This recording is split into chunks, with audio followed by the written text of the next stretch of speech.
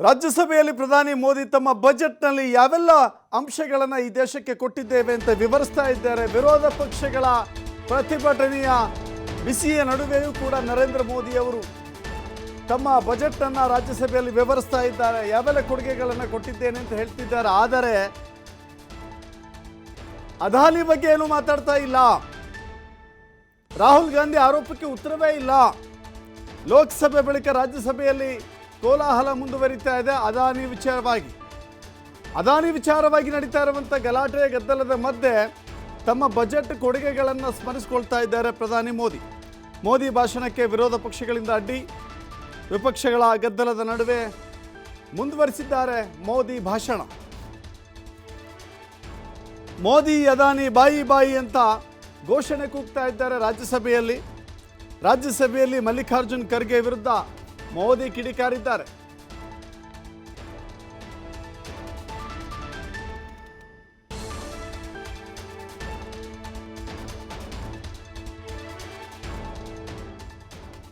हमारी माताओं, बेटियों को, बहनों को लकड़ी के धुएं से जिंदगी में मुसीबतें झेलनी न पड़े, इसलिए हमने उज्ज्वला योजना से गैस का कनेक्शन दिया. हमारी माताओं, बहनों को, बेटियों को पीने का पानी के लिए जूझना न पड़े, 2-2, 4-4 किलोमीटर तक जाना न पड़े. हमने नल से घर तक पानी पहुंचाने का अभियान चलाया ताकि मेरी माताओं, बेटों को, बेटियों को, बहनों को, बेटियों को अंधेरे में गुजारा न करना पड़े.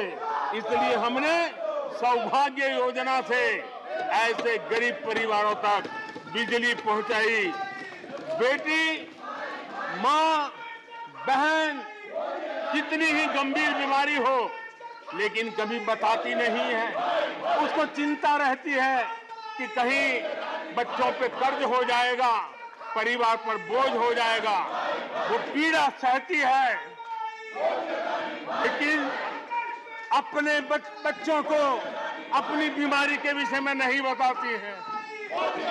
उन माताओं, बहनों को आयुष्मान कार्ड दे करके अस्पताल में बड़ी से बड़ी बीमारी से मुक्ति का रास्ता हमने खोल दिया है.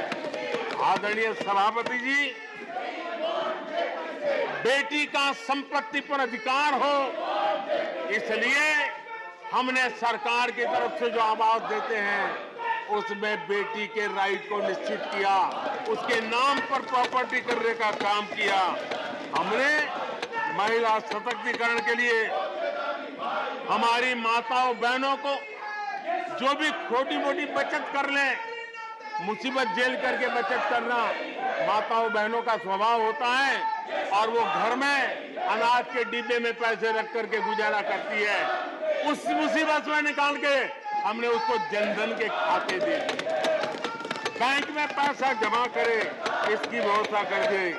और आदरणीय सभापति जी, इस बजट सत्र के लिए तो गर्व की बात है कि बजट सत्र का प्रारंभ महिला राष्ट्रपति के द्वारा होता है और बजट सत्र का विधिवत प्रारंभ महिला वित्त मंत्री के अवसर पर होता है.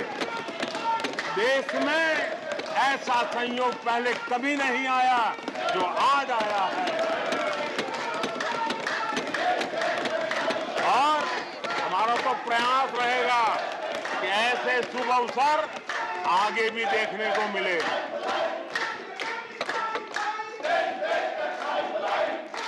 आदरणीय सभापति जी,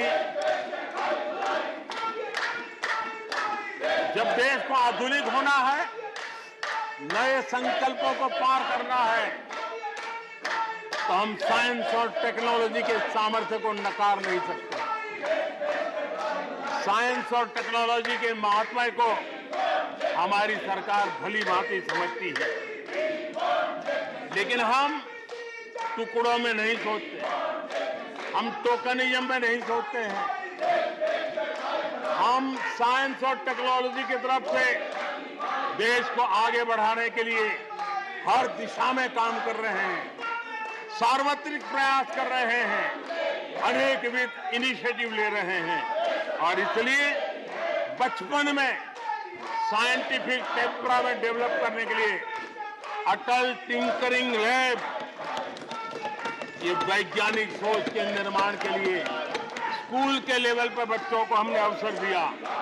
उससे थोड़ा आगे निकले, बच्चा कुछ करना शुरू कर ले, तो हमने अटल इंक्यूबेशन सेंटर खड़े किए, ताकि कुछ अगर अच्छी प्रगति की है तो उसको वो वायुमंडल मिले, ताकि वो टेक्नोलॉजी में कन्वर्ट करने के लिए वो खोज, वो इनोवेशन काम आ जाए। इसके लिए हमने विज्ञान की इस प्रगति का परिणाम, हमने नीतियां बदली। स्पेस के क्षेत्र में अब प्राइवेट भागीदारी का हमने सपना पूरा किया, और मुझे खुशी है मेरे देश के नौजवान आज प्राइवेट सैटेलाइट छोड़ने की ताकत रखते हैं। ये साइंस एंड टेक्नोलॉजी।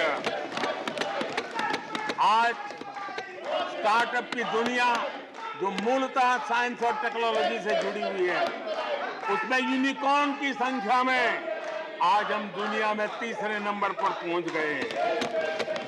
आदरणीय सभापति जी, आज ये देश गर्व करेगा कि सर्वाधिक पेटेंट इनोवेशन और दुनिया के बाजार में टिकता है पेटेंट, ये सबसे अधिक पेटेंट रजिस्टर करने में आज मेरे देश के नौजवान आगे आ रहे हैं। आदरणीय सभापति जी, आधार की ताकत क्या होती है वो हमारी सरकार ने आके दिखा दिया, और आधार से जुड़े हुए जो विद्वान लोग हैं उन्होंने भी कहा है कि आधार के महत्व को, टेक्नोलॉजी के महत्व को 2014 के बाद समझा गया, और उसके कारण वो मेहनत अब रंग ला रही है। हमने देखा है कोविड के काल में कोविन प्लेटफॉर्म 200 करोड़ वैक्सीनेशन और सर्टिफिकेट कोविन का आपके मोबाइल पर विदिन ए सेकंड आ जाता है। लेकिन दुनिया को अचंभा तब हुआ कि भारत अपनी वैक्सीन लेकर के आ गया है कोविड में। दुनिया के लोग अपनी वैक्सीन, हमारे यहाँ कोई बहुत बड़ा मार्केट था, बेचने के लिए भांति भांति के प्रेशर करते थे, आर्टिकल लिखे जाते थे, टीवी में इंटरव्यू दिए जाते थे, सेमिनार किए जाते थे। इतना ही नहीं, मेरे देश के वैज्ञानिकों को बदनाम करने के लिए, उनको नीचा दिखाने के लिए कल तक प्रयास चले, कल तक प्रयास चले, कल तक प्रयास चले। और मेरे ही देश के वैज्ञानिकों ने आज दुनिया में जिसको स्वीकृति मिली है ऐसी वैक्सीन से, मेरे देशवासियों का ही नहीं 150 देशों के लोगों की आवश्यकताओं को पूरी किया जाता है। ये विज्ञान के विरोधी लोग, ये टेक्नोलॉजी के विरोधी लोग,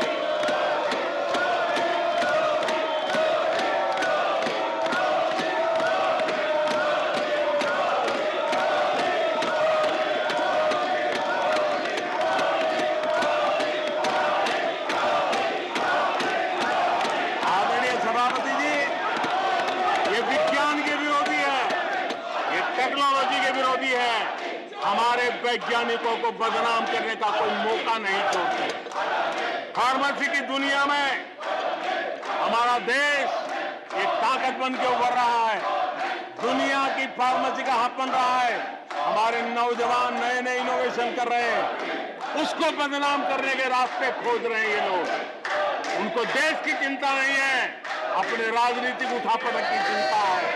ये दुर्भाग्य है देश का। आदरणीय सभापति जी, आज मैं बाली में था, G20 देश के समूह डिजिटल इंडिया इसको समझने के लिए लालायित रहते थे। सक्सेस को पूरी दुनिया ने प्रभावित किया है। डिजिटल लेन देन में आज हिंदुस्तान दुनिया का लीडर बना हुआ है। आदरणीय सभापति जी, हमें खुशी है आज 100 करोड़ से ज्यादा मोबाइल फोन मेरे देशवासियों के हाथ में है। आदरणीय सभापति जी, एक समय था हम मोबाइल इंपोर्ट करते थे। आज गर्व है मेरा देश मोबाइल एक्सपोर्ट कर रहा है। 5G हो, AI हो, IoT हो, उस तकनीक को आज देश बहुत तेज गति से अपना रहा है, उसका विस्तार कर रहा है। ड्रोन, इसका इस्तेमाल सामान्य जीवन में हो, सामान्य नागरिक की भलाई हो, हमने पॉलिसी में वो बदलाव किया और दवाइयां दूर सुदूर इलाकों में ड्रोन से पहुंचाने का काम आज मेरे देश में हो रहा है। साइंस और टेक्नोलॉजी के महत्व को आज खेत में मेरा किसान ड्रोन की ट्रेनिंग लेकर के खेती में ड्रोन का क्या उपयोग हो, आज मेरे गांव में दिखाई दे रहा है। जियो स्पेशल सेक्टर में हमने दरवाजे खोल दिए। ड्रोन के लिए एक पूरा नया विकास का विस्तार करने का अवसर हमने कर दिया। आज देश में यूएन जैसे लोग चर्चा करते हैं कि दुनिया में लोगों के पास अपने पास जमीन के घर के मालिकाना हक नहीं है। यूएन की चिंता है दुनिया। भारत ने ड्रोन की मदद से, स्वामित्व योजना से गांव में, घरों में उसका नक्शा और मालिकी हक देने का काम किया है।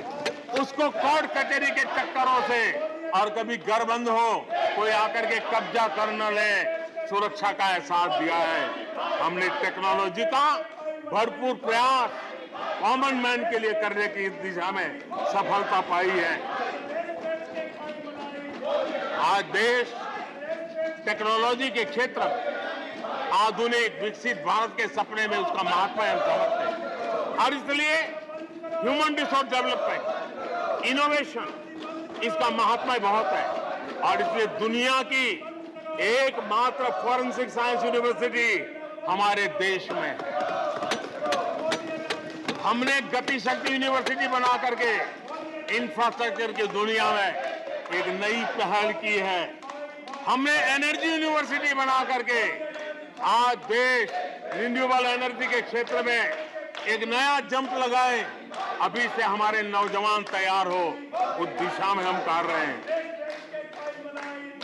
हमारे देश में टेक्नोक्रेट की तरफ, इंजीनियर्स की तरफ, साइंस की तरफ नफरत करने में कांग्रेस ने अपने शासनकाल में कोई कमी नहीं रखी है और साइंस और टेक्नोलॉजी को सम्मान देने में हमारे कार्यकाल में कोई कमी नहीं रखी है। ये हमारा रास्ता है।